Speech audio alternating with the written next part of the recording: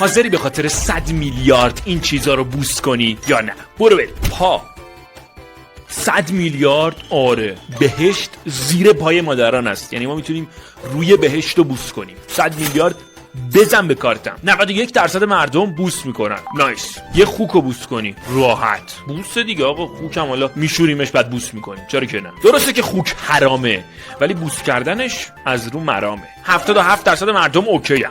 توالت حاجی 100 میلیارد خیلیه. نشیمنگاه توالت فرنگی رو بوس میکنم. توالت ایرانی حالا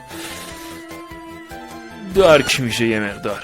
50% مردم جوابشون مثبته. لاوا یا گدازه آتش فشانی. اگه قرار باشه دهنمو نابود کنه و دیگه نتونم ویدیو بگیرم و حرف بزنم، نه. آره دیگه احتمالاً میسوزونه، داغون میکنه.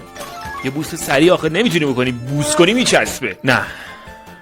2% مردم این کارو میکنن. یارو میگه یه بوس میکنم تا 5 نسلم راحتن دیگه. اونم بالاخره یه مدلیه. شیشه شکسته. آره تا صبح 10 تا بذار اصلا بوس میکنم 10 تا 100 میلیارد بده، چرا که نه؟ 65% مردم بابا چتونه بوس کن دیگه. اون خیلی پولدار بودن اونایی که بوس نکردن. کراشت.